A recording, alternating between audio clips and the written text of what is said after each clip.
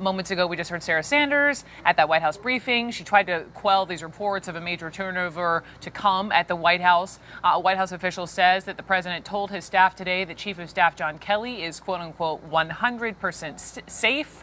But that doesn't necessarily settle rumblings about others, specifically National Security Advisor H.R. McMaster. Here was Sarah Sanders just a moment ago.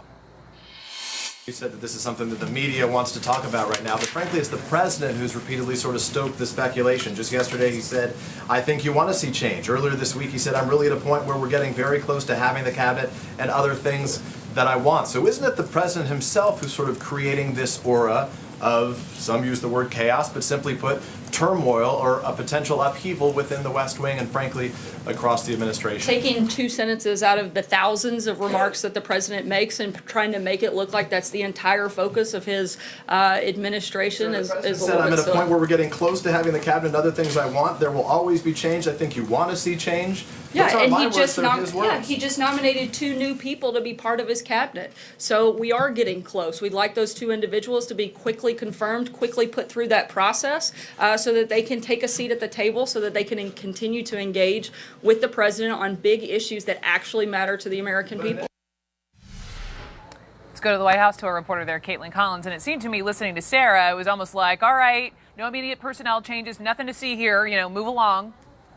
Yeah, that's right, Brooke. She said not immediate, but she did not say that there would be no imminent changes here. And this is just simply not what actually happened here this week at the White House. It was actually very likely that the president was looking to fire McMaster. But now with all these reports, they've kind of tried to tamp down those concerns. And Sarah Sanders said there that she spoke with President Trump last night and that he said McMaster's job is safe for now, and that she was the one who passed that message along to McMaster, which interestingly enough, the president himself didn't tell McMaster that his job was safe, despite all of these reports. But Peter Alexander of NBC News there is correct. This is the president who has contributed to a lot of the reports that there is going to be this big staff shakeup here, Brooke, because it's the president who openly questions and polls his friends and allies and advisors on who they think could be a good replacement for several positions here at the White House, including the Chief of Staff's job and including the National Security Advisor's job. And we also know that he met with John Bolton just here in the Oval Office less than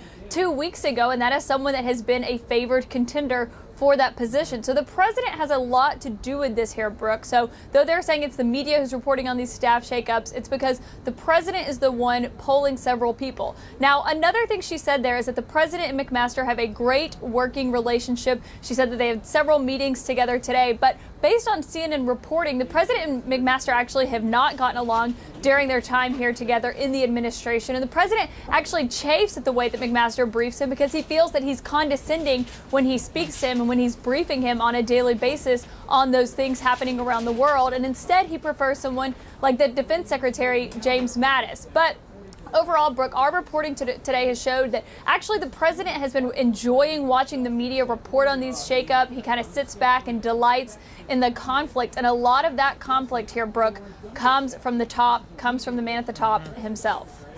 What about, quickly, Stormy Daniels? The headline today from Stormy Daniels' attorney that she was physically threatened to stay silent, to sign that NDA. I just listening to Sarah a second ago, she was basically just saying, I can't say much about it, and I refer you to outside counsel. Is that all we've gotten? Yeah.